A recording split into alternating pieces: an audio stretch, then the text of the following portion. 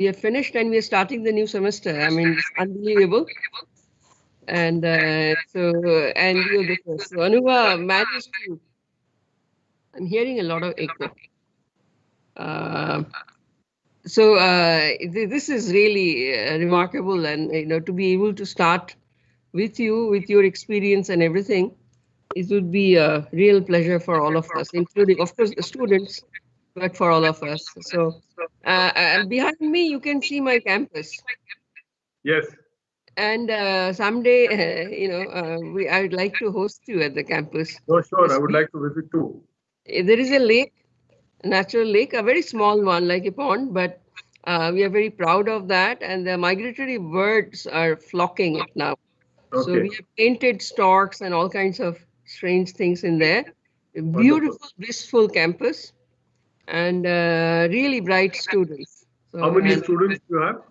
so it's about 2,200. 2,200. Okay. Yeah, and a sizable population of PhD, though Okay. it's growing. Not all departments had PhD, so they are growing. But I also have an undergraduate research program.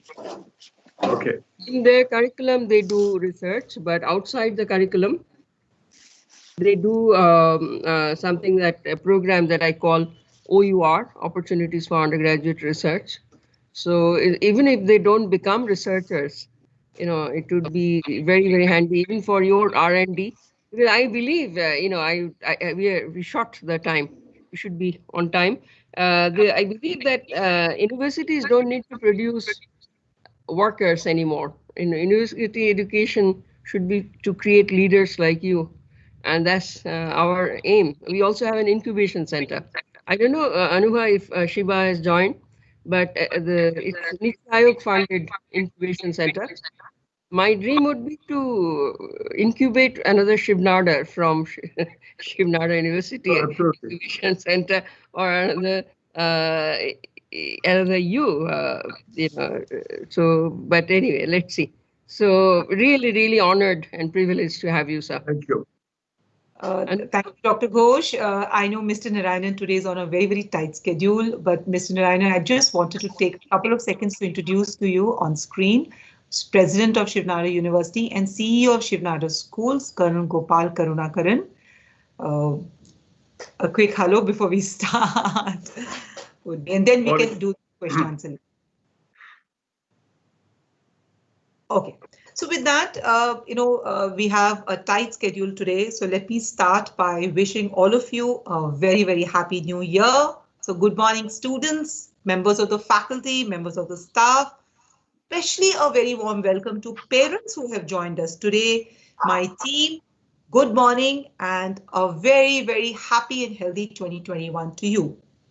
Every year, lakhs of students graduate from every part of the country with big dreams, aspirations and hope. Some go on to lead great companies like our guest today, while some go on to make their own companies. Some make our world a much more beautiful place with their art and their music, while some dedicate their life to bringing cheer to someone who does not have much in life. Some make the world of science shine with their luminescence. Some engineer a more safer and a comfortable world for us. Some leave their homes and fight for our freedom on the borders, while others write with such passion and bring freedom to our minds, while others ensure their families are looked after. Whatever you choose to do, I know you as the young will join the world with your idealism and your passion and make it a much better place. However, on your journey, there are some people who will play a crucial role. Your parents, your teachers, and most of all, those people who have walked this path before. You can learn from them, you can talk to them and hear them and make decisions based upon what they teach you. With this thought, the CDC team has brought to you Synergence, the CDC Week, the Careers Week, which allows you to meet and interact with leaders from across the fields, attend workshops, which will help you share your careers and a lot more. The Synergence Week is a prelude to the series of workshops and career sessions which will now be a feature of every semester. We are proud that this year's Synergence the Career Week is featuring in its opening leadership session Mr. Suresh Narayanan, CEO and Managing Director, Nestle India.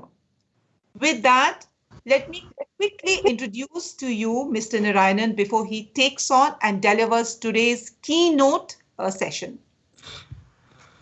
Mr. Narayanan today will be talking about leadership sessions, lessons from the 40 years of a fantastic career that he's built. Reading his profile would not do him justice. You all have known him. You all have read about him. He's somebody who's an alumnus of the London Business School. He's an economist from the Delhi School of Economics, a master's from there. He's got more than roughly about 40 years of experience. He's held leadership positions across top organizations like Nestle, which he's leading right now, Colgate before that, and he started his journey as a management trainee as economic postgraduate at Hindustan Unilever. There's a lot about him that we don't know. What we know is that he's helming one of the biggest and one of the bestest companies to work for. He is known as somebody who leads not only his team to excel, but to excel with a heart, with values and ethics.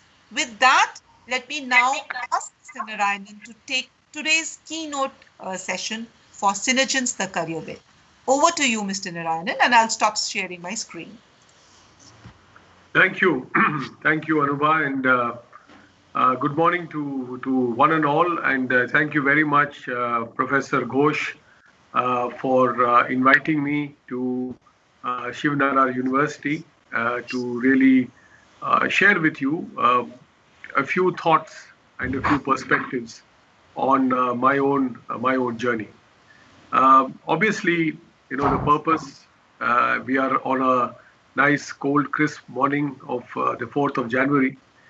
This is a start of hopefully a transformative year. We've all been through a year that I read this morning.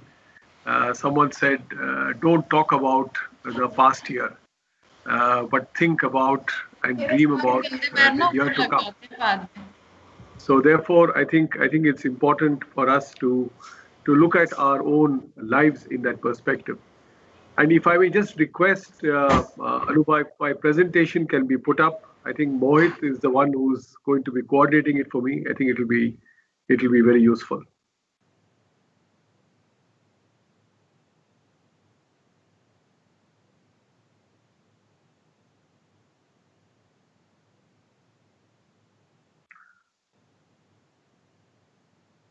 Thank you very much for this. So my young friends, the faculty members, parents of those who are studying at Shiv Nadar University. My purpose here is not to give you a lecture on leadership and leadership management and management of organizations. I think that is not the purpose of today's session. Today's session is in as much as I hope it is engaging for you. It is also important for me because every human being reaches a stage in their lives when they have passed and well past the halfway mark of their useful contribution on the planet. And it is time for them to then reflect on what is it that they have done, what is it that they have achieved, what is it that they would like to do, and what are the lessons that they have learned that could be of use to youngsters who are also following in their career paths to make a difference to humanity and to make a difference to their own families, to society, and to their countries. So mine is a perspective of that kind. It is a perspective of an individual. It is not a gospel truth that is written by a Harvard professor or by an IIM Ahmedabad professor or indeed by a professor at Shiv Nadar University. It is a personal perspective. But I do hope that this personal perspective gives you an inkling of what lies ahead or what could lie ahead. Your context is going to be, my young friends, very different from my context. I have been 40 years working. You have not been as long in the planet, probably been spent about half that time that I have been working. You have been from birth till today. So I have seen a lot, but probably what I will see in the future will be very different from what you will experience in the future. And I think that is the important perspective to always keep in mind. So I'm sharing here with you some lessons that I've learned. I call them the 10 C's because it's easy for me to remember alphabets. Rather than remembering big statements, alphabets are easy. ABC is easy. It's simple. And what I will be sharing with you are more perspectives. So please don't expect some Einsteinian spotlight on how the world is going to evolve or how the world has evolved, or indeed any big philosophic treatise like a Bertrand Russell, or indeed by Dr. Radhakrishnan or any of these great scholars. It is more a person who was an ordinary man, who has tried to do things to the best of his ability and has come thus far.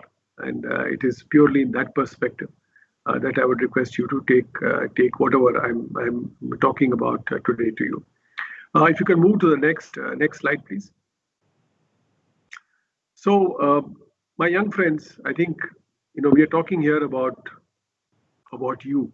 We're talking here about what is it that you would like to do with your lives. You're all young.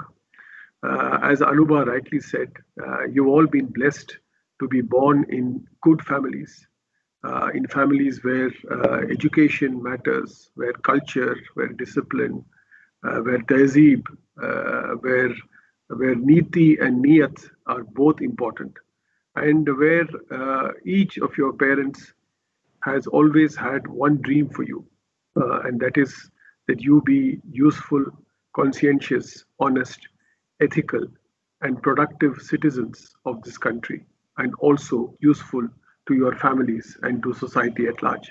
That's about the only hope and prayer that we have as parents, and I'm myself a parent, and that's the only dream that I have for my own child. You also benefited from the enormous inputs and weight that Shiv Nadar University has brought to you.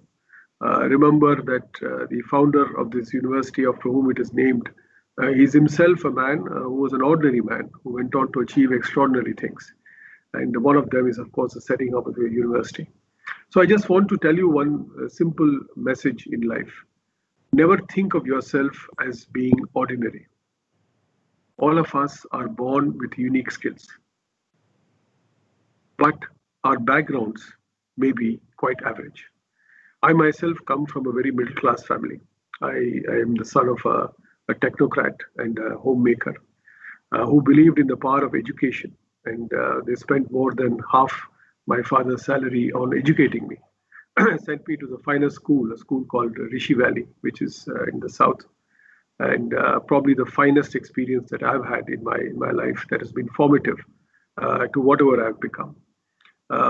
Given me the best that they could, and thereby given me the values and given me the purpose that has defined my life. So it is the story of an ordinary person with some abilities that may not be exactly ordinary at all times, who has, through his own work, through great blessings, and through enormous support from a team and from individuals and from friends and from well-wishers, achieved whatever little he has achieved.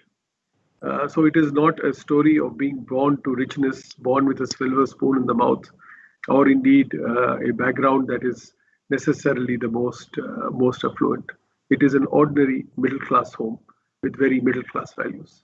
That's what I cherish till today, and that is what I will always cherish about my parents, for ensuring that their son has the feet on the ground and not the head in the skies, because that doesn't always help unless you have the feet on the ground and your head also a little above that, so that you're able to see clearly, but are not carried away by the perceptions of glory or by the perceptions of grandeur that you are not born to.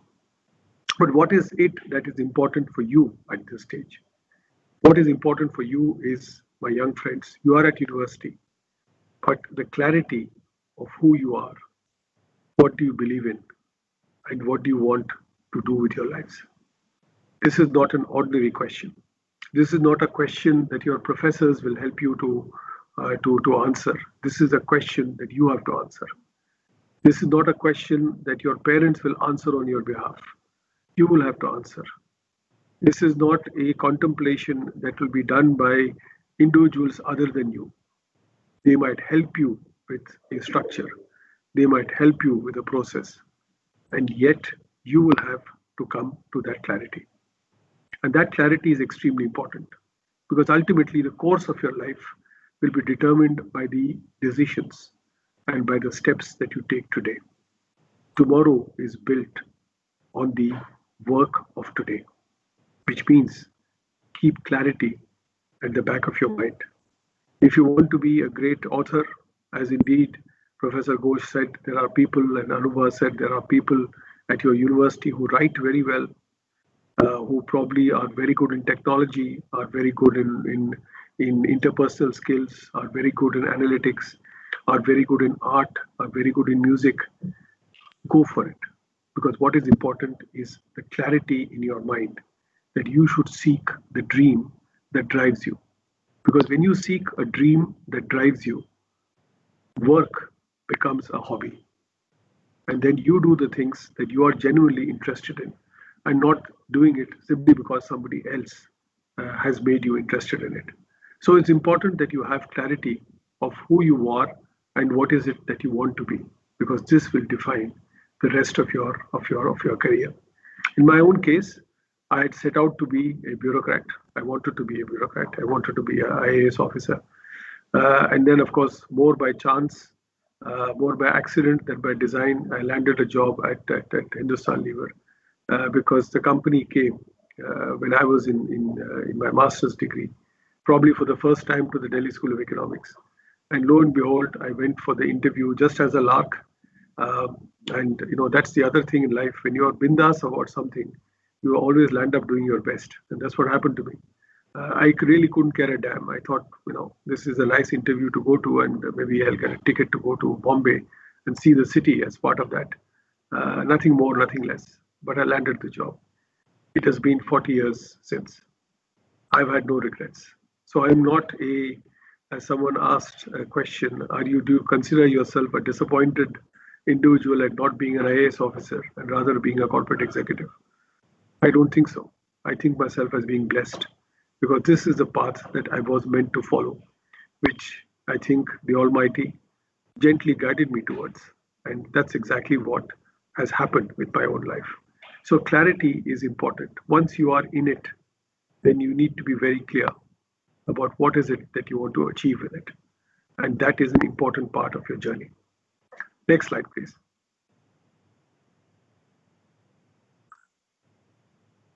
The next is competence. You are at the finest university. You are being taught by some of the finest professors that there are. You are in a cohort of extremely bright people, extremely ambitious people, go-getting young men and women who want to make a difference to society, to lives, and also to the planet. That's what all of you are. And I commend you for it, and I admire you for it. Because your generation, Generation Z as it were, is the generation that is going to probably define the whole climate movement which has torn apart this planet in the future. The inequality, the hubris, the arrogance, the rhetoric, the sheer disdain are all characteristics that are seeping through and eating our society today. Your generation is given that task of not just improving your own lives, but also helping in the cleanup of the planet. Which really means that what we need is a lot of very competent young people, men and women. Both of you are extremely important in shaping the planet, in shaping lives, in shaping society, in shaping the way in which we conduct ourselves for the future. There is no point in gloating about a past, about all the great cultural heritage that we bear as Indians. We have the finest of sciences, the finest in philosophy, the finest in aesthetics, the finest in art, the finest in music, the finest in literature, the finest in almost every walk of cultural being of humanity that you can talk about.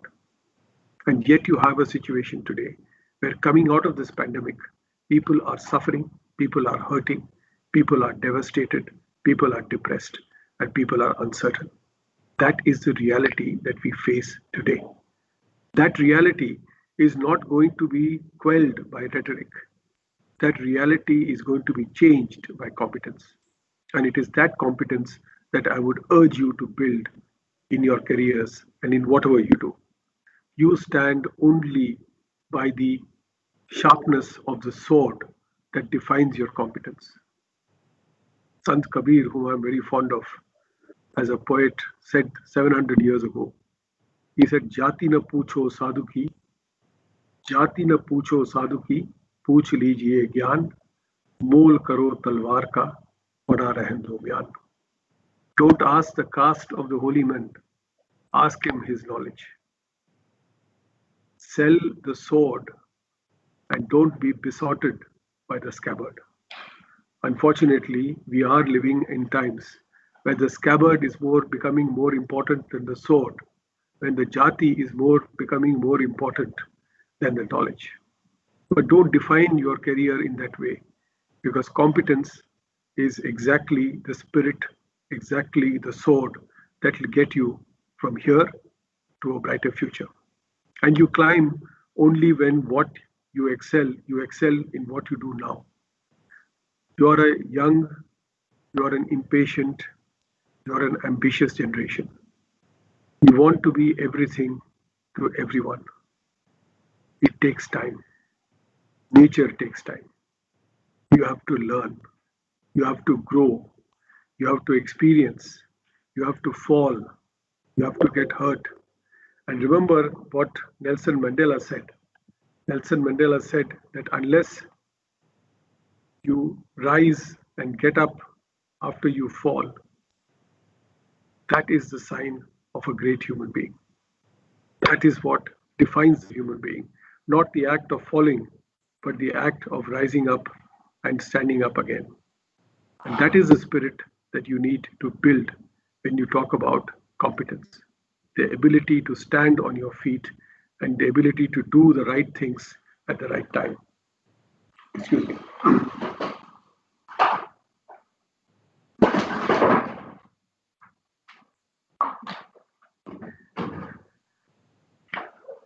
Sorry for the interruption. I just had to set right my battery. So, competence is important, is something that is essential to who you are as a human being. Next slide, please.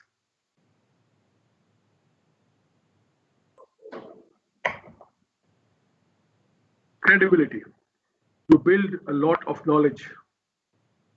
You build a lot of competence, and yet you find yourself stumbling in the workplace, stumbling when you are in a job, stumbling when you set up your own establishment, because of the third important word, which is credibility.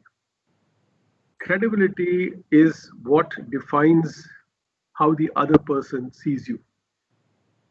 It is not how you see yourself. You see yourself, the word used is confidence. When others see you, they look at credibility. Here walks in Mr. Reliable.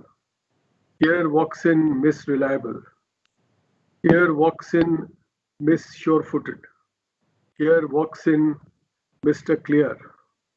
Here walks in the soul of performance. Here walks in the epitome of incompetence. That's credibility. And that credibility is extremely important for you to build, which is being as sure as sunrise, as clear as a pond with no nasty surprises. If you're a good person, be a good person. Don't try and change yourself. But if you are really a little bit of a nasty person, maybe you try and change yourself a bit, but if you can't change yourself, continue to be nasty, because at least your credibility will be that this person is difficult to get along with. You are clear about it yourself, and also mankind is the better for it because they know how to deal with you. But build this credibility. This credibility is formed when you're young. This credibility is formed in your university. This credibility is formed amongst your cohort. This is that soft chemistry. This is that aroma of the place that you start to define by your coming and working. It doesn't really matter 10 years from now, 20 years from now, whether you studied at Shiv Nadar or you studied in XYZ university. What matters is the competence and the credibility that you brought to the table. So build this and be conscious about it. Be yourself. There is a term that is now being rediscovered in management, which is authentic leadership. It is a very, very big word for a very simple statement. Be yourself. We have stopped being ourselves. We want to be others. We want to put ourselves in the skin of someone else and behave in a manner that is alien to the characteristics that have defined us. People catch you out. You're all listening to me for the last 10, 15 minutes. You've figured out by now, is this man a fake? Is this man genuine? Does this man mean what he says? Or is he another big hoax coming here and blowing his pipe on the 4th of January to all of us hapless young students who have been called upon to listen to him? You figure it out very quickly. It's the same when you behave. People figure you out very quickly. Build this credibility, because this credibility will stand you in good stead. Many years from now, if you're called upon to helm an organization or indeed to helm a crisis or a difficult situation, nobody is going to ask you what was your grade point average at Shiv Nadar University. Nobody is going to ask you were you a valedictorian or were you the gold medalist or were you the chancellor's list or whatever defines academic excellence. They will look at you and say, is this man or woman, can I trust this person to do the job? Trust. That 5-letter word is extremely important, and that gets built when competence is honed with credibility. Trust is built, and therefore build credibility over a period of time, build it strongly and build it well. Next slide, please.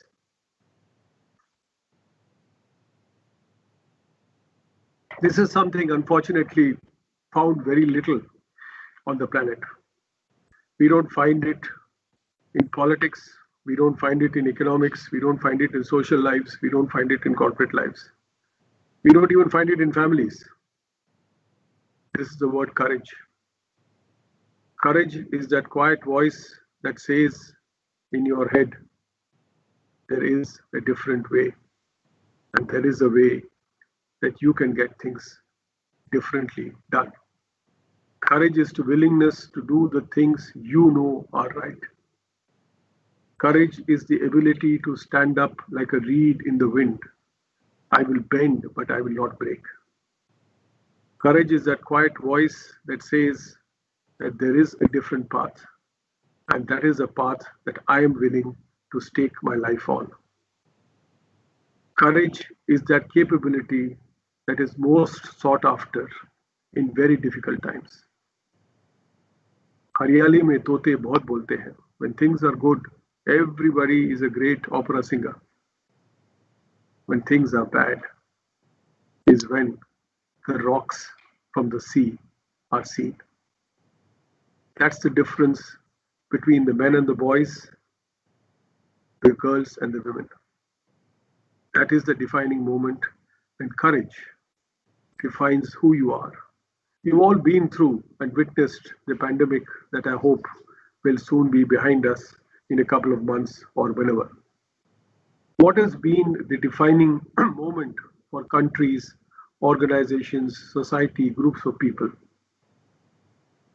who have made the shift, who have made the change, who have combated this pandemic extremely well, and those that have fallen flat on their face? Leadership. And what in leadership? Courage. Courage. The ability to stand by your people and say, this too shall pass. And we will do the 3 or 4 things that gets it right. And we will get from point A to point B. We will get from this terrible storm into the sunshine through these series of steps in an unknown path. in an unknown storm, in an unknown wind, in an unknown sheet of rain, in unknown thunder and lightning, where I know that I am the weaker entity as compared to nature, and yet I make a difference. That comes, my young friends, because of courage. So cultivate this courage. Courage is not telling your boss in an organization that he's the biggest idiot who should never have been promoted. That is not courage, that is stupidity. That is a career limiting move. But courage is that quiet confidence that you can give to your boss or you can give to your team and say, guys, there is a better way and we will find that way. And here is what I think we should do about it. Not participating in the game is not being a great sportsman. Participating in the game and making the difference, that is being a great sportsman. And courage is that characteristic that will define the difference between participating and between a spectator in a sport. So build this, my friends, cultivate this, hone it, reflect on it, analyze it, and look at the various situations in your lives when you could have exhibited a bit more of courage and you didn't. And think for yourself, why did I not do it? More often than not, you'll find some excuse. Discard that excuse and get to the bottom of what makes you not say what you would like to say. And how can you say it in a manner that you can be understood without being abrasive or without hurting someone.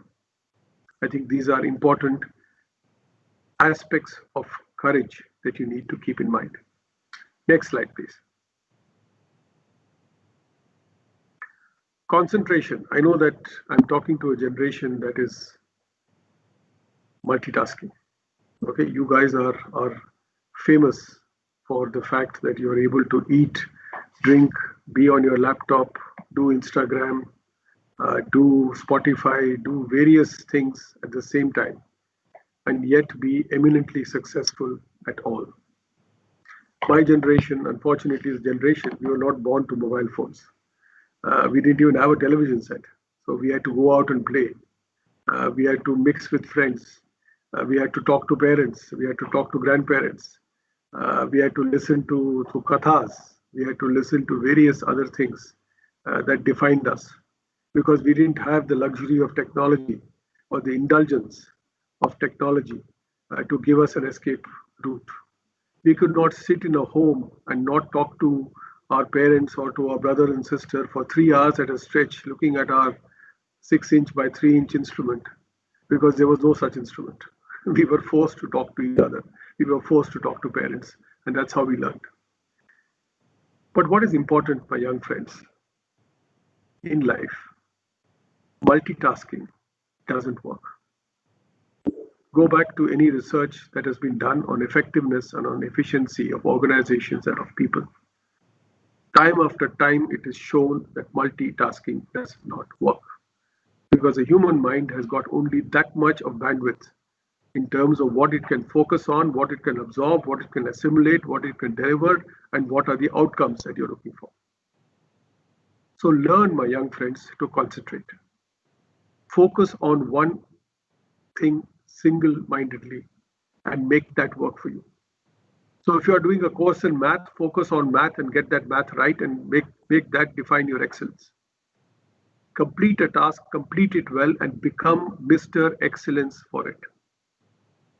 Life's journey is not going to be a unilateral journey of progression of success. Success by material definitions will not happen all the time. It doesn't need to happen.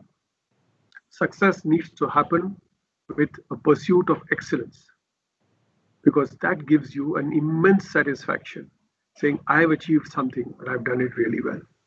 So learn to concentrate. Learn to pick up the things that you get defined for. If you are very good in, for example, music, be defined as a person who's outstanding in music. If you are an art critic, make out your capabilities to be the best that there is. That means hard work, that means practice, that means dedication, that means commitment, that means passion, that means an enormous amount of time to be spent getting that right. An Olympian doesn't become an Olympian by running a race once. How does Usain Bolt become the fastest human being on the planet? You can say, yeah, part of it is genes. Of course, part of it is genes. But a bigger part of it is because of concentration and practice. He does it, he runs every single day and makes every second count and every nanosecond count. That's why it happens. So learn to concentrate, because concentration is an important element of whatever you do in good times and in bad times. Next slide, please. Creativity. Only musicians, only artists, only archaeologists, only philosophers, only dreamers are not the only people in life, in society, who are creative. Everyone is creative. You're creative, I'm creative. We do it in different ways. Our creativity lies in different. For some, it is audio. For some, it is visual. For some, it is audio-visual. Some are able to express themselves better than they're able to write. Some are able to write far better than they're able to express themselves. That is a nuance of nature. But creativity continues and remains. But it is unfortunately like a muscle. If you don't use it, you lose it. That's the sad part about creativity. So whatever you do, whether you set up your own business or whether you work in an organization, and yes, somebody commented that one of the great business leaders defined that if you work in a large organization, you learn to become a bureaucrat, and if you work in a small organization, you learn to be creative. No such thing. Big organization, small organization, it does not matter. What matters is your capability at absorption, your capability at being creative, your capability of exhibiting the best that you can at all points in time. That's what defines creativity and excellence. And you learn that in a big place, you learn that in a small place. There is nothing. I've learned in all my life, I've worked in large organizations which have thrown challenges at me, which have put me in the deep end of the pool, put me in hot water, hung me upside down in figuratively in different difficult situations. And yet, one of the features that has helped me come out of it is courage, is competence, and is being creative. Because if you're not, then you find yourself at the deep end of the pool and sinking. And with nobody there to help you, you have to find creative ways of saving yourself. So it's important. Creativity defines the patina of excellence. When you are excellent at what you do, that final sheen on top exhibits itself in creativity.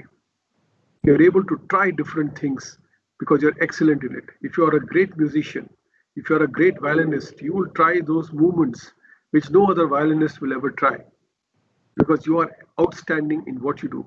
You're an outstanding violinist who has pursued excellence, and therefore you will be creative and add a layer to it. And that layer comes only when you have built the foundations. Remember, I talked about competence, I talked about concentration. The third layer of that is creative. So creativity will happen when your competence and your concentration are both in sync and doing extremely well. And when all cylinders are working is when creativity kicks in. And that creativity is important in your lives.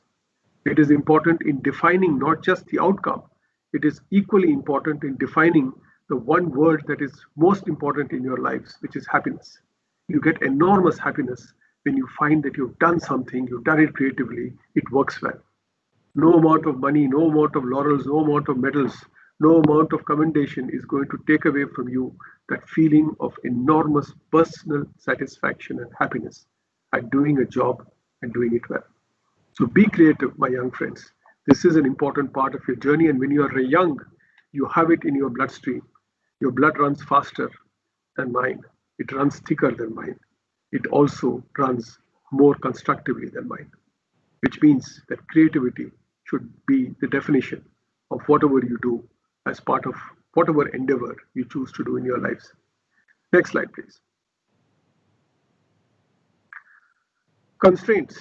This is that terrible C word that ruins great endeavors. 80% of all obstacles to success comes from the word constraint. Because you keep saying, I wish I could do this, but my parents didn't allow me to do it. I would have been a great runner, but my legs are not as strong as they should be. I could have been a great artist, but I can't draw straight lines for nuts. These are all constraints. These are all shackles that you've put on yourself. You're a little bit like that elephant. These elephants which are caught for taming, they initially are put with chains onto a peg. And they try and move and they can't move. Ultimately, the chain is removed and the elephant continues to stand there and does not move because the elephant is conditioned to a constraint that there is a chain on his feet. We human beings are like that. We are like chained elephants. We keep looking at constraints. Get away from your constraints. If you want to be a great pianist, go ahead and be a great pianist. If you want to be a great manager, go ahead and be a great manager. If you want to be an outstanding leader, go ahead and be an outstanding leader. Don't give excuses to yourselves, because these excuses will only take away time. And sooner than later, you'll find yourself like me, well into middle age. And then you'll say, oh my God, what have I done with my life? I worked for 40 years, achieved nothing. I can't think of a single day where I've had any happiness, given any happiness, or got any happiness. I've been miserable. But I have been miserable because I have faced a lot of constraints. And you list out a 200-page list of constraints and a 3-line list of achievements. Is that a life that is worth it? I don't think so.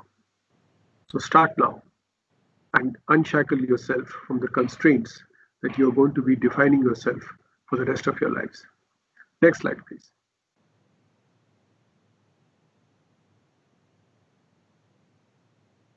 The Dalai Lama once said beautifully, the emotion that is most manifest in human beings is also the least used. And that is compassion. That is compassion. Somehow we think that compassion is a weak emotion. We somehow think that compassion means that you're being robbed of something. But compassion is very simple. Compassion is being like a coconut, tough on issues but with a heart. I've always believed that humankind is defined by compassion.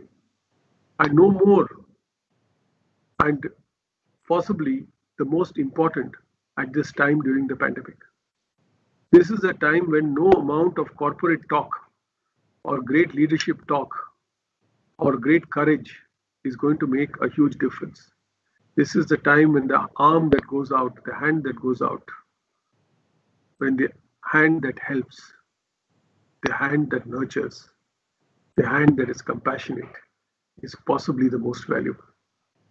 But why do we not do this? Why are we so hesitant in being compassionate? Because our role models that we set for ourselves are those who are hard-headed, strong men and women who have probably shown less compassion in their lives. So we believe that that's how life should be. I can only tell you from my own experience, my young friends, I've never missed a target. I wouldn't have got this far in an organization if I was a guy goofing off and not achieving things for the company or for society or for whatever team I was working in. But I always believed that above my target, above my achievement is my role as a human being. And that role as a human being means that I have to be compassionate. To me, empathy is an essential part of the framework of leadership. To me, in this crisis, you don't run a company, but you serve a family. If you look at your lives in that perspective of being able to be helpful, and that is the goal I set for myself. I said, if I have to be anything in this world, and if my epitaph has to be written one day, what should it be? In my case, I wished and I hope that it is, that he tried to help as many as he could. That's the reason why I participate today in your Synergence, because I hope that whatever little lessons that I have learned is of use to you. If this can contribute to you and to your lives, it will be a life that is well spent, and it will be an hour that is well spent in terms of sharing with you, which means that compassion must be an essential part of your characteristic. Don't forsake it, my friends. As you become bigger, as you approach the corner office, as you become big human beings, larger than life, with a lot of fame, lot of name, lot of fortunes, you will sometimes forget the weaker, the meeker people in this planet. Don't do that. Don't do that. Because you come with nothing, you go with nothing. That's what our religion tells us. And that's true. You came in with nothing, you will go out with nothing. Whatever you will give will be in this planet. Whatever you do will be on this planet. You settle your accounts here. There is no afterlife where you will be settling your debit and credit balances. Whatever you do it here. Let compassion be on your asset side rather than on your liability side of your account. And I think I would urge you to be that. You can be great leaders, you can be tough leaders, you can be successful leaders, and yet you can be compassionate leaders. Because as one CEO of a great company once said, Larry Bossidy of Honeywell, he said, you'll never be remembered for the profits you made. You'll never be remembered for the great revenue turnovers that you generated. You will be remembered for how you made the other man feel. That's all there is to leadership. So don't allow yourself to be beguiled by the fact that compassion is not important. Compassion is important, and please do this and please follow it in every day, and especially in this year as we come out of the pandemic. Your compassion, whatever you do, is extremely important to society and to that one human being who's seeking that little arm of help at that point in time. Next slide, please. Continuous learning. We always assume that you've got your degree certificate, you've taken your famous photographs. I hope that you guys have a nice graduation ceremony where you'll be given your degrees and you'll be wearing your caps and doffing your caps. Unfortunately, the pandemic year has not afforded that to some of your seniors, but I do hope you get it. But when you get this degree, you put that scroll inside your cupboards. Remember that learning has not stopped, it has just started. Long after Shiv Nadar University, your process of continuous learning has to continue. You have to contemporize yourself. Your generation is a very different generation from my generation. The essence, the core competencies will not change, but the context will. The role of technology, the role of artificial intelligence, the role of machine learning, the role of work from home versus work from the workplace, the role of climate, of sustainability, of consumer preferences, of digital. All of this will be very different in your generation. But that means that you have to contemporize yourself at every stage of your careers, of your lives. You cannot be sitting with knowledge that you got at Shiv Nadar University 25 years ago and say, this is what is going to be relevant to me. I passed out of Delhi School of Economics 40 years ago, right, as a trained monetary economist, right? But monetary economics and economics has moved light years after that. So if I have to be a successful economist today, I have to be contemporary in terms of my knowledge and not say that I got a degree from the Delhi School of Economics and therefore that's it. No, it's not. It's only the beginning. So there are no bounds, my young friends, to seeking knowledge. The only thing that stops you is your ego. And the ego is that you don't want to ask the question that, what is this about? Because exhibiting your ignorance somehow makes you feel that, I'm a lesser human being. I don't have any such hesitation. I don't allow my ego to get to me. I ask stupid questions of all my youngsters. I ask them to teach me technology because I don't know technology. I wasn't born in the mobile phone age. I am an immigrant to technology. You are all born to technology. You were born with iPhones in your home or with smartphones owned by people in the family. I was even a landline came long after I was born. So therefore, I think You have to continuously upgrade yourself. So don't stop learning. Continuously learning, because learning is the best way of keeping your brains active, your bodies active, and your perspectives active. Don't allow this to be just a scroll that you keep inside your cupboard and take it out and make photocopies of it when you have to apply for passport or apply for various other things. It should not be left to that. Continuously learn, my young friends. There is enough to learn, and what you will ever know in life, have the humility, will be a decimal of a decimal of a decimal to the probably to the millionth decimal. That's all we will ever know as human beings on what there is to learn in this planet. But learn all the same. That's important. Next slide.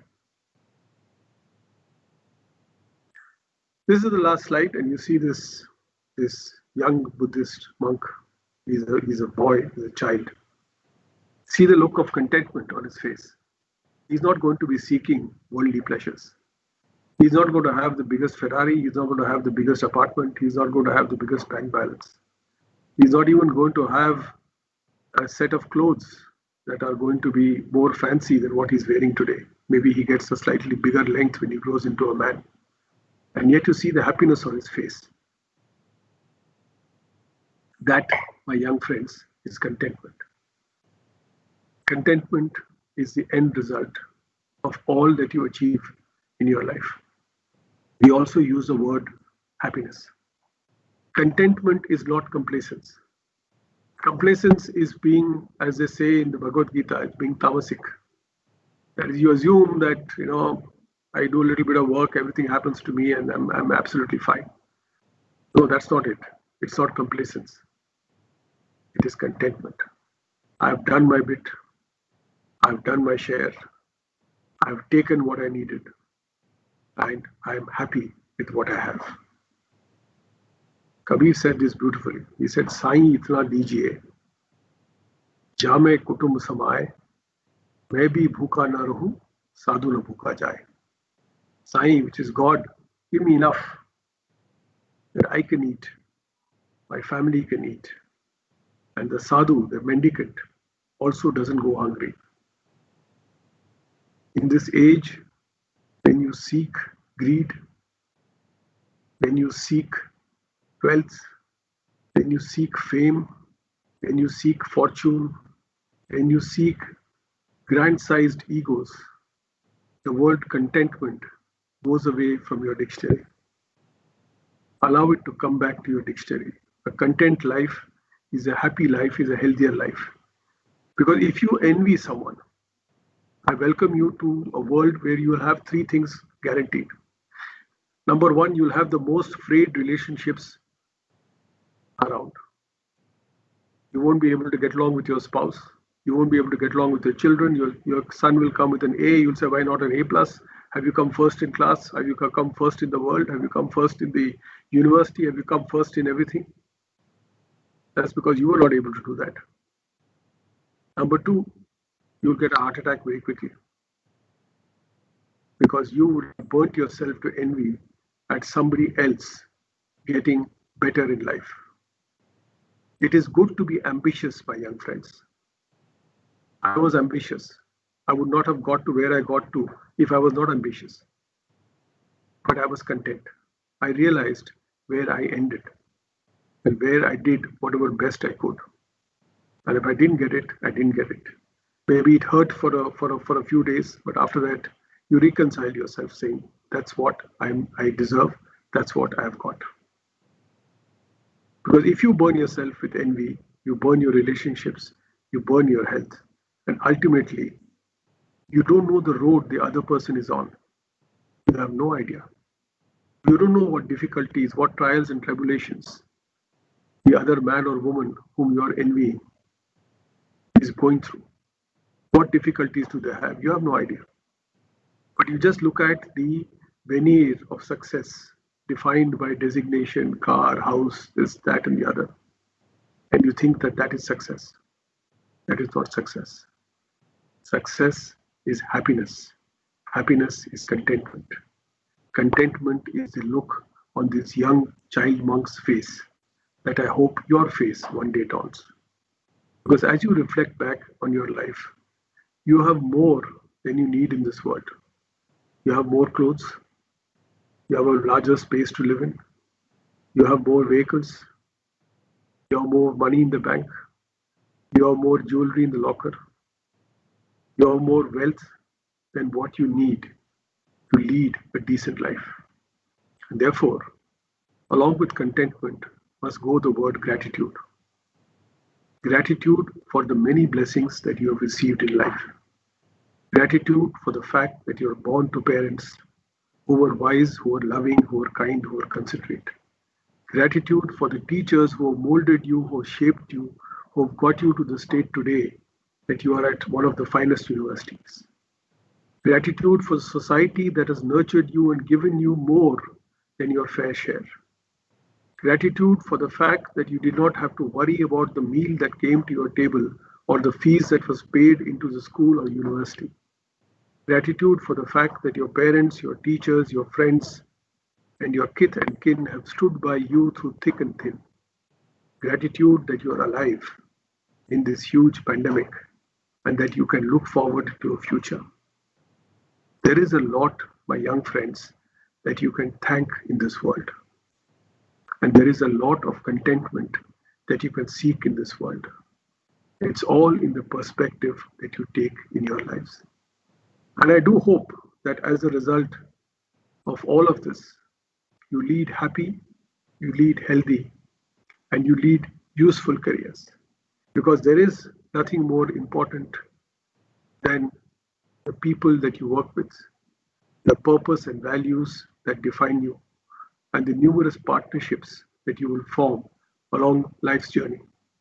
Cherish your friendships, cherish your partnerships, cherish your old friends, cherish your new friends, cherish your traditions, cherish the happy times that you've had, cherish also the trial-laden times that you've had, because all of this will define the perspective and the experience that will hopefully shape you into great human beings. Whether or not you become great leaders, time will tell. What you have got within your control is to be a good human being. And that is all I would request you, and that is all I would bless you on this day, listening to me over Synergence. I want to thank all the staff, and I want to thank Professor Ghosh for inviting me today for this session. I do hope it has been useful to you, and I'll be happy to answer any questions or any other clarifications that you might want to have. Thank you all very much. Thank you. Thank you. I think tonight, a lot of messages. I think there's a echo in my voice. Can the IT please correct? I don't think there are words each one of us can express right now.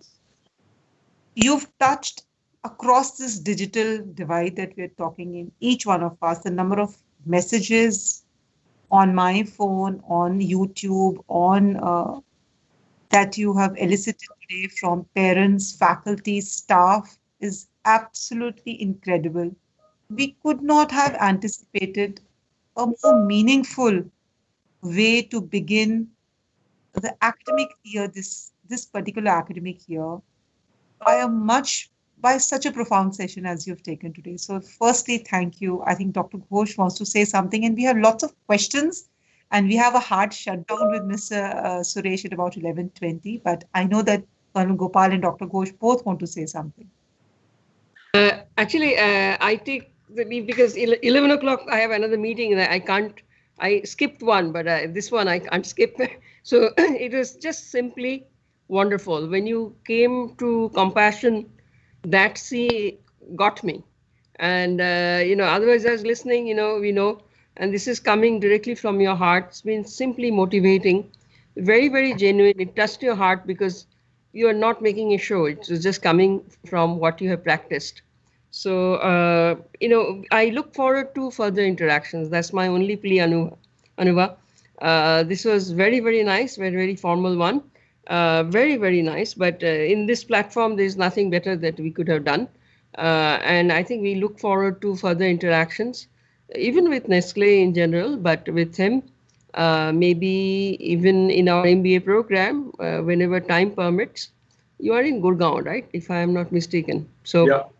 yeah, so I think we'll look forward to that. Today was simply amazing. This is, everybody talks about leadership, and but I think it's coming from the human side of it. The things you talked about, it sort of was resonating what I have been talking about at SNU, and we tried to sort of doing it in your way. So I think it would be lovely to continue this conversation. I have a couple of questions, but I'll reserve that for some time. Anuva, I take your leave also. Mr. Narayanan, really remarkable, and well, this is what I anticipated, knowing you, and so I hope that we keep this conversation going, and I look forward to a partnership between Nestle and as long as you're there and SNU. It would be really, it's a role model that you look up to, not the kind of role model you mentioned in your talk, but role model like you, we look up to, and our students can then see what we are talking about. So wonderful, really, very, very nice. Actually, I have taken notes after a very long time. Thank you. Thank you. Yeah. Thank you. So you, it was, Professor Bush. Thank you very much. yeah, I take your leave, sir, and we will meet soon. Okay. Sure. Thank you. Thanks. Okay, thanks.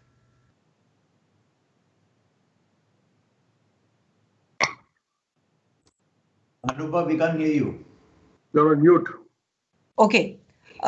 Keeping in mind that there is a hard shutdown to Mr. Narayanan's session today, I now invite students to raise their hand and ask questions. Colonel Gopal, were you wanting to say something? No, I will just add to what Dr. Ghosh said. It was illuminating and riveting. And like she said, I also made my notes on the 10 C's as part of the continuous learning. I am a year younger than Mr. Narayanan, but it was such a learning experience. Thank you so much, Mr. Narayanan. I'm sure the 300 plus people here, plus the many on YouTube, would have benefited immensely. It's been an absolute joy to hear you. Thank you so much. Over to you, Anupa. Thank you so much. Thank you, Colonel Gopal. I will start reading out some questions, and students, you are welcome to unmute and unvideo yourself. The first question is from Anjali Pathak. I'm asking on your behalf, Anjali. Sir, could you please share a moment with us from your corporate life where you showed courage in the face of a dilemma? There have been moments. Thank you for that. Thank you for that question. I think it happened very early in my career. I was running a small factory that made animal feeds as part of Hindustan Lever in the city of Ahmedabad. And we were to close down that factory, and we were being asked to shut down the factory and move to a location near Baroda. And part of that was therefore the settlement for the people and paying off the workers. I was about, I think, 22 years old at that time, and my factory workers, almost 35, 40 of them, they were all old enough to be my dad. They were all my dad's age. My father was in his 50s then. So it was very difficult for me, very, very difficult for me. And I felt very bad about it. I felt extremely pained that I had to do something like this, but that was my job. And therefore I kept the duty aside, and I kept kept my emotions aside. And the final straw was these workers said that, we would like to get a watch from the company. In those days, there was no title. It was HMT, Hindustan Machine Tools. You guys may not even have heard of that company. It used to make watches. And they wanted an HMT Janta watch, which was, I think, 150 rupees or something in those days. And so I asked the company, and the company said no. They said, look, we will not, we don't give these things when we shut down factories. It's given for people to celebrate their years of service with the company. I was young, and I said, look, to help with you guys, I said, look, I'm sorry, but if you are not going to pay for it, I'll pay for it, and I'll buy these 30 odd watches. Little realizing that my salary was good enough to buy probably 8 or 9 of them, but not 30 of them. So I stood up to the head of the division, and I said, look, I'm sorry, but this is really not on. And then I think they were a bit indulgent. They also realized that what they said wasn't exactly fair. and they sanctioned those watches, and I felt extremely pleased. And the workers were also extremely happy. In fact, instead of me giving them a farewell, they gave me a farewell, and they said, "Look, we want to give you a farewell for treating us well." And I think that was an early example of courage that I showed. And okay, I could have lost my job then, but I was convinced that what I said had the conviction and had my conscience that was pointing north with what I said.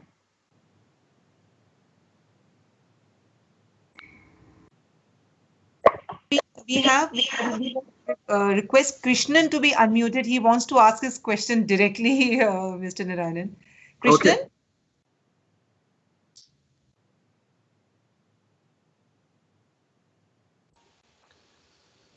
Yeah, hello, ma'am. Able to see me?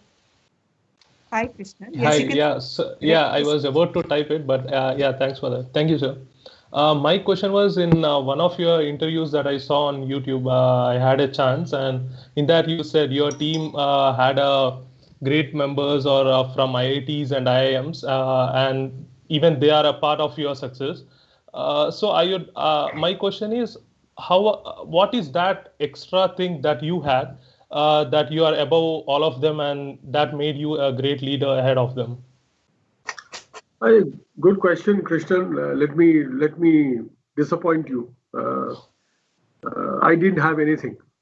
I didn't have anything that was better than any of these people. They were, I joined a company that had the best qualified. IIT IIM was the definition of people who joined Hindustan Lever at my time. And I was a plain master's MA in economics, right? I was not even, I was younger than them and also didn't have the qualifications. I think what I therefore developed was what I would call the slightly underdog approach. So I said I have to try harder because I've not had the benefit of management education. I didn't even since then I've not taken an MBA degree. But I said I have to learn and I have to read and I have to do things competently and do it well, so that never will the company look at me and say, but I'm seeing a difference between an MBA and a non-MBA or an engineer and a non-engineer. I didn't allow that as best as I could. Not that I succeeded all the time, but I think I always therefore strived to try harder at whatever I did.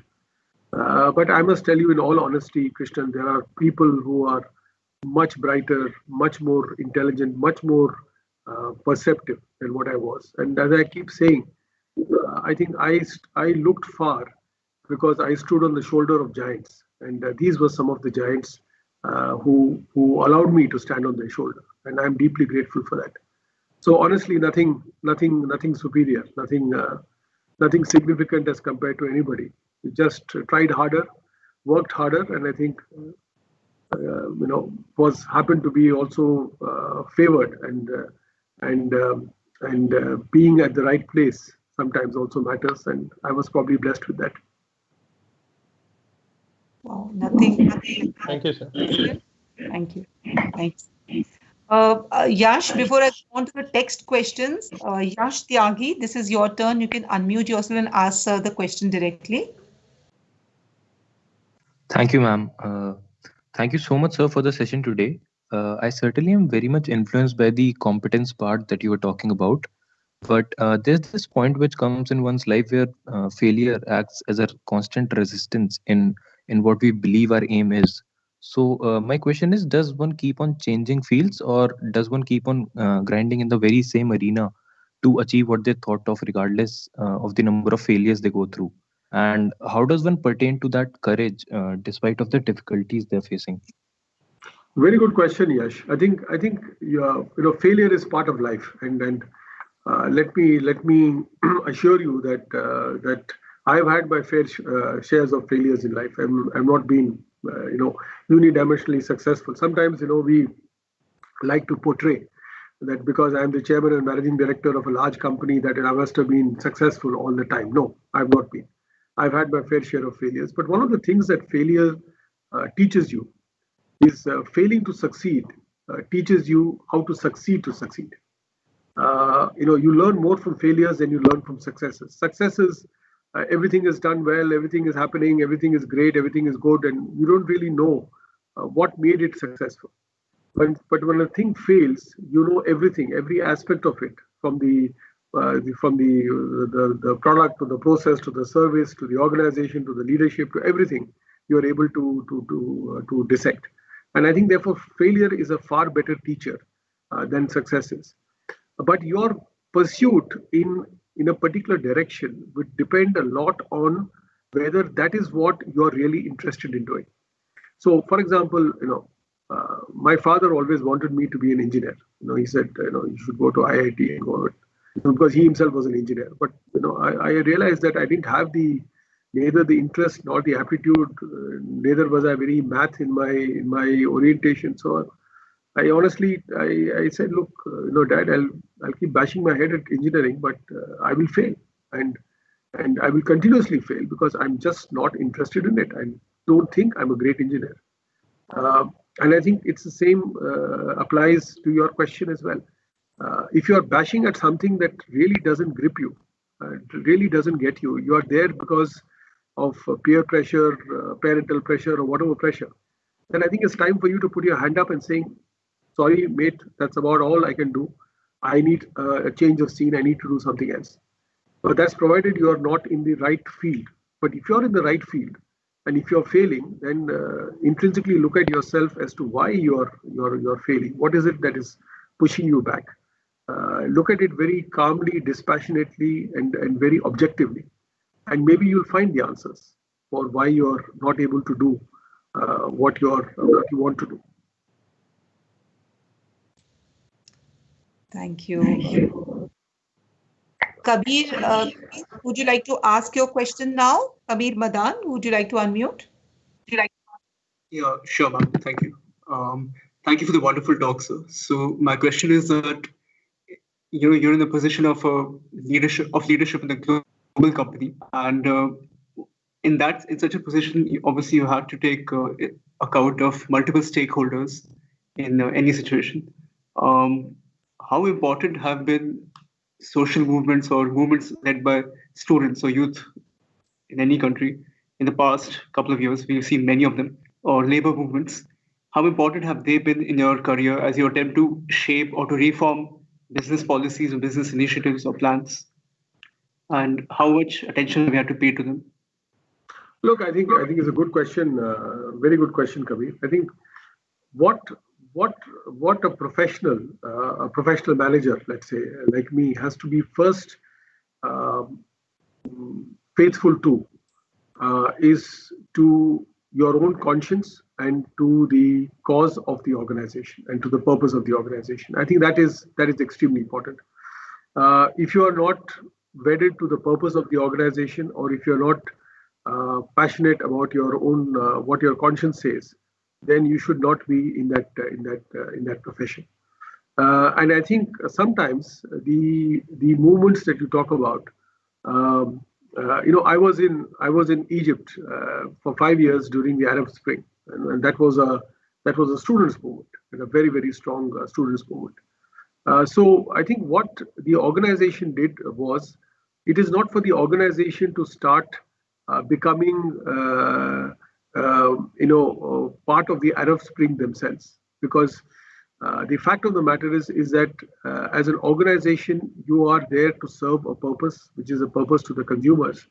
But what you do is you then look at your behaviors, look at your systems, look at your practices, which should not be obviating or should not be going against any of the principles that people who are there fighting for a cause are standing for. So I think what you do is you try and modify your behavior if your behavior is deviant, or you try and reinforce your behavior if your behavior is in consonance with what is being done. But you don't start shaking the tree simply because a movement is happening, because a movement can happen for different reasons. And it may not be necessarily to do with the way your organization is structured or contributing. But if you think that what is being said in a labor movement or in a students movement or indeed in any social movement is relevant and is a cause that you need to embrace as a company, then you need to do it. Now, to give you an example, things like sustainability, for example, is something that is endemic to the purpose of the company. It's not that the purpose of the company is at crossroads with sustainability. Now, are we able to find all the solutions? Sadly, Kabir, no. We are not able to find all the solutions. Some we are able to find, some we are not able to find, some are not commercially viable, but we continue to try. But do we listen to it? Yes, we do listen to it. But can I change my behavior 180 degrees? Maybe different and maybe difficult. So I think it is important for companies to take into account what is happening in the environment, but they have to work towards their purpose and their conscience and not try and become messiahs of social movements. I think we have to be very careful. There is only that much that you will give credence to a Nestle for.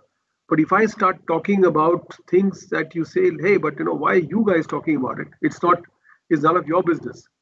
I need to be able to be sensitive to that and say, yeah, but Kabir would like me to talk about X things. But if I'm going to talk about other issues, he's going to say, thank you, my friend, but you're not the guy I look up to for these issues. So I think companies have to know that they are not God and they don't play God, but they are human beings. And that they run, groups of human beings. Right. Thank you, sir. Thank you, Kabir. Thank you, Narayanan. Mr. Narayanan, next two questions I'm going to merge. They are somewhat connected in some ways. So first is from Harshvardhan. Harshvardhan feels that what is the importance of having a management education? His parents do talk about the importance of degrees when it comes to a faster career progression, especially management degrees. But he also feels that corporate leaders or gurus also denounce a management question. That's one part of the question linked to management education and hiring, which I'll link it up. It's a Meghna's question. Also, it was great to have the opportunity to attend such an enlightening session. My question is, you said that our GPAs won't matter in our careers after some time. She agrees with you, but she feels that there are companies who define the college, IIM, MDI, TIS and marks that they're looking for in a candidate. So both those questions over to you. We are bombarded by questions. Yeah, sure. No, we can go on till Anubha till 11:30. Yeah? It's okay. 15 minutes more, you can go 10 minutes more. I don't have an issue. Look, I think it's a very good question. And ultimately, my young friends, whether you want to take a management degree or not, depends on what you want to do with it.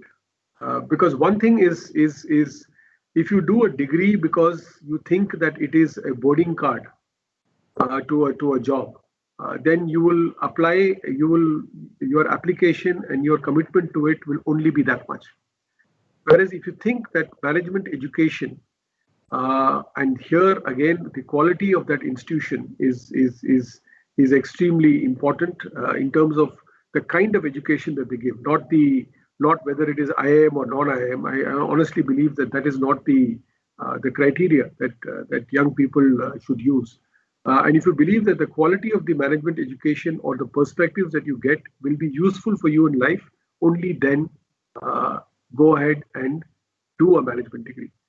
Don't do a management degree in the belief that this will help me to get a 50 lakh CTC, or it will help me get X, Y, and Z benefit in an organization, because that may or may not happen. I sincerely believe it. Don't look at me as an example. My generation was different. I managed to make myself a pretty decent career, not having done an MBA. But I won't say that I am the kind of role model that you need to see as far as education and or the lack of it is concerned. You do it if you really think that this is something that will add value to you as an individual and also as a professional. I do agree with Meghla's question that yes, unfortunately, the industry is getting defined by brand names. Uh, I try and fight it within my own organization. I keep telling my people that look, you need to, and I've been successful in widening the base. In fact, one of the reasons why we recently announced, Nestle had 1,000 internships during the pandemic, called Nesternships that we had announced. It was open to all graduates, postgraduates, professional degree holders, etc. To come and do a 1-month internship at Nestle, paid for, but a virtual internship because we couldn't get people on our sites. And we had people 1,000. We had 91,000 applicants for 1,000 Nesternships, and these represented the length and breadth of the country. As a result of this, my team, and it is not because I said so, my team has identified 150 to 200 of them who could potentially be employed by the company. And these are not from the IIMs. These are not from the so-called branded schools, as it were. Because I always believe that irrespective of just as you'd find really top-class material at an IIM, you will also find top-class material at a less well-known institution. The question is, have you searched hard enough and diligently enough to find that caliber? And I think it's true that companies need to open their eyes a lot more to it.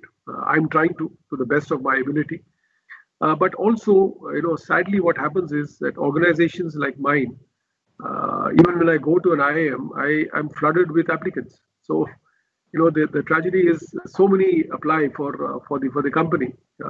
I'm saying tragedy is good for the company, but tragedy from the point of view of getting more diverse in the business schools is because of the kind of premium that is paid to getting experience or working in these organizations in ethical, honest, and in professional circumstances that people want to apply for it. But I do agree that over a period of time we'll have to start debunking this theory that only the top 10 business schools have the best talent in the country. Thank you. Thank you.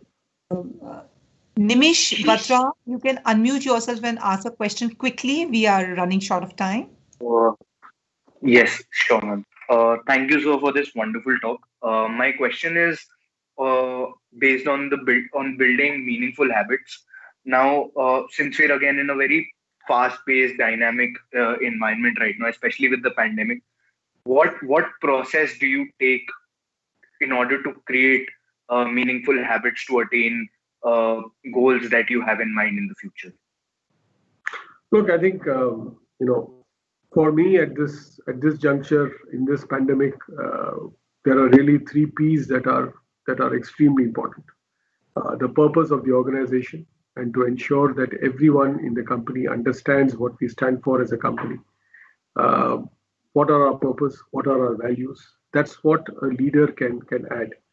I don't do an active job of selling or marketing or producing or any of those. I'm like the orchestra conductor. I know the music, and yet I don't make a sound. The sound is made by everyone who's around me. So really focusing on the purpose and values is extremely important because that's what will see you through a pandemic, through a difficult situation, far more than anything else. The second is by people. I think people are front and center of a successful organization, and I really believe that focusing on people, their safety, their well-being. We are fortunate as a company. I think I've been blessed with the fact that even during the Maggie crisis and even today, I have not retrenched anyone. Nobody's salaries have been cut. Everyone has got their bonuses, has got their benefits, have got their rewards. I mean, I'm really blessed that I've not had to be to wield the axe on any of these issues. At the same time, we do have the challenges, younger people, issues in working from home. I think a general sense of despondency. You see so much of grief around that people, even even occupied and secure people start feeling insecure. And I think it's a part of leadership job is to try and reach out with mechanisms to help people to cope. So I think on the people front, we're doing a fair amount of initiatives. And the third is partnerships. I think one of the things that's very important, Nestle has got a large ecosystem. I mean, I've got 100,000 dairy farmers whose milk I've been collecting for every single day during the pandemic. Even though we didn't need all that milk, we took all that milk because we said it's 60 years of trust, and you can't allow 60 years of trust to be decimated in a pandemic. I have wheat farmers, I have spice farmers, I have 6,000 to 7,000 suppliers, almost 700 suppliers who are what I call MSMEs, really small ones. So I think ensuring that we protect people like a banyan tree does with people who stand under its shade is the role that a corporate plays. It's not about you yourself. It's not about the business of the company. It's a business of everybody else. And how can you help them? So purpose and values, people, partnerships, for me today come before profits. Before profits, because profits follows. If you do all this well, profits will happen. The value chain is not going to run away. The brands are strong. The consumer continues to respect and love us. And it's not that I have to stand on my head to convince you that Maggi is a great product or Kit Kat or Nescafe is a great product. I mean, you all have it, you all love it, and I'm ever grateful for that. If I do the other three things right, business results follow, and that's what I keep telling people. Focus on these 2 or 3 important things, and the business will follow. That was it. Mr. Narayanan, merge two questions. They are very important. Sure. So, Saurabh is asking, from time to time, we know we have setbacks and we come past through it. And as a leader, how did you come past through them? And how did you, more than anything, how did you pull your team? Can you share one experience? I'm clubbing this with Ananya's question. When you're in a leadership position, how do you maintain the balance between the intent and impact of your decisions? And this will be the last question. I think it's a very good question that Ananya is asking. What you have to remember very simply as a leader, you are paid for the outcomes. You are not paid for popularity. A leader should be respected, but not necessarily loved. You are not there for building a love affair with your subordinates. You are there to earn their respect, but you are there to be fair, to be firm, to be resolute, to be passionate, to be committed, and to be trustworthy at all points in time. So leadership is an act of getting respect. It is not a popularity contest seeking love. That is when your impact and intent gets very clearly defined. You have a certain impact, there is a certain intent. The intent is defined by whatever is the goal that you have set for yourself. The impact on the employees is something that could be either happy or not so happy. Your employees must turn around and say, this man was tough, but he was fair. This decision was painful, but it was inevitable. This person's act was rough, but his intentions were clean. Rather than, I love this guy, I hate this guy, I'm ambivalent to this guy.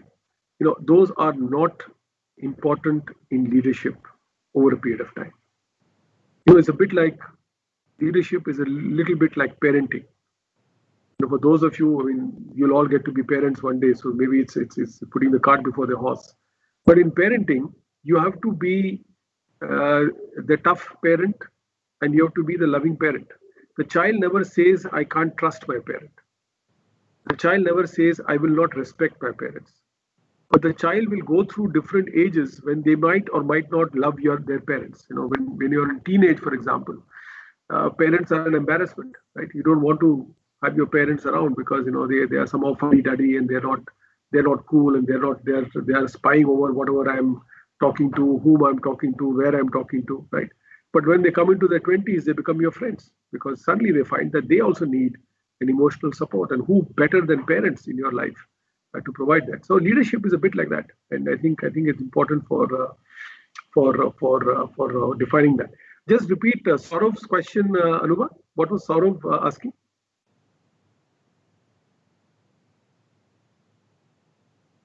So what you share some experience on the setbacks that you've had and how you've pulled yourself and your team along with you? Yeah, look, I think when I've had numerous setbacks, Saurav. So therefore, I'm a walking albatross. I keep getting into trouble or falling into trouble. So therefore, that's part of my career or my track record, as it were.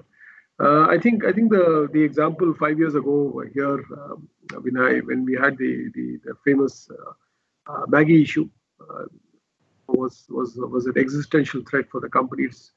It was very different from the pandemic. Pandemic, everybody was in hot water. In the Maggie issue, I was the one who was in hot water.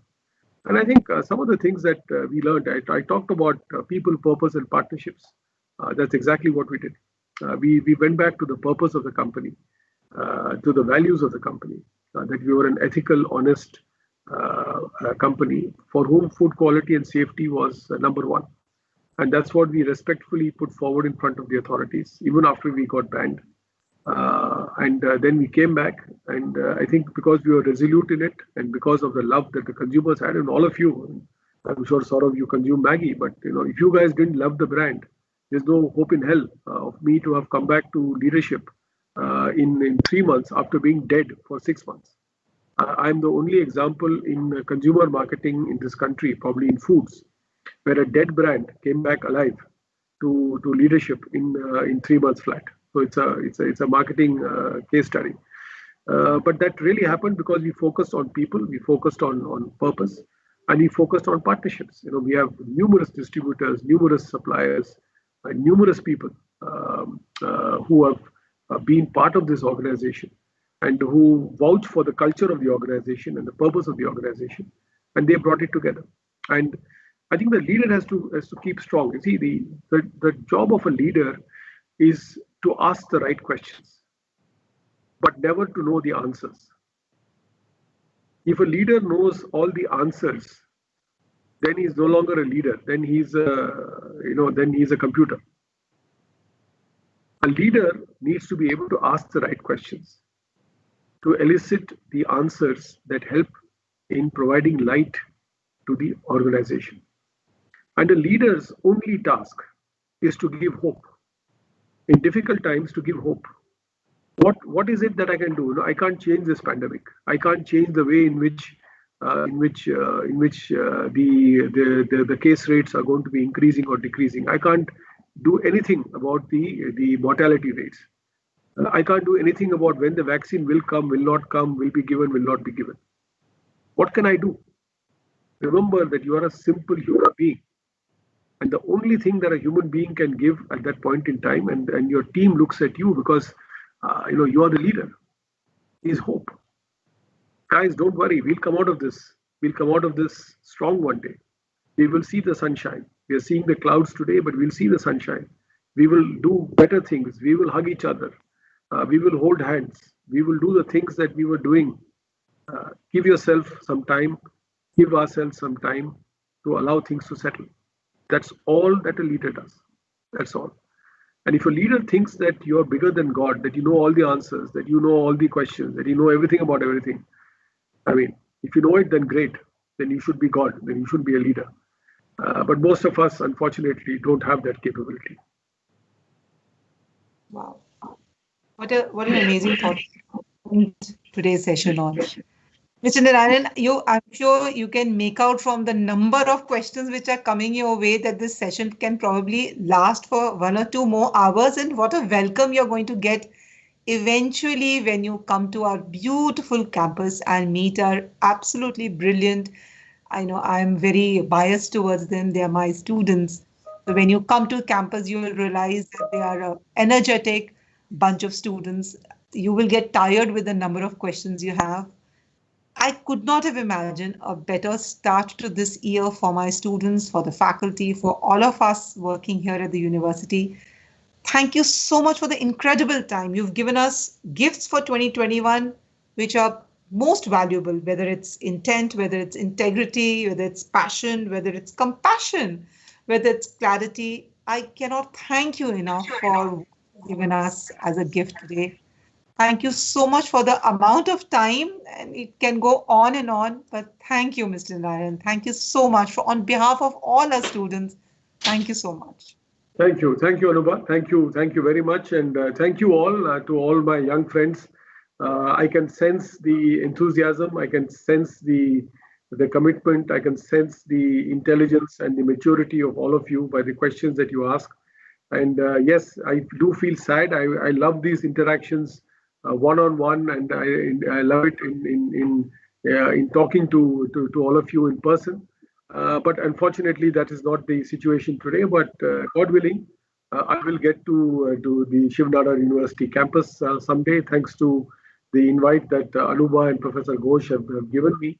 And I just want you to keep your chin up, to be positive, to look at life as a bouquet. You will have the flowers and you'll have the thorns.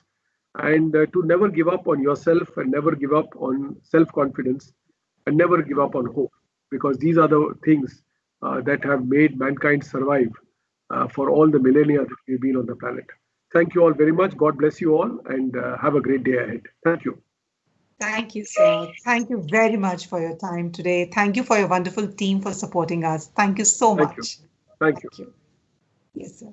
You may disconnect now, sir. Thank you so much. Thank you. Thank you, students.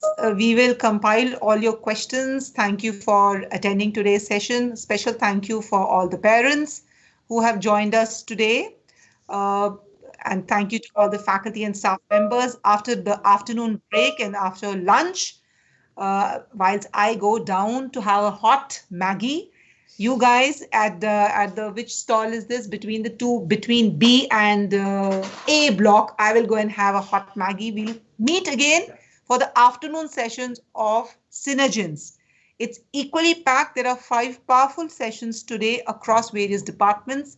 Let's attend those after taking a lunch break. Thank you very much, students, faculty members, and parents.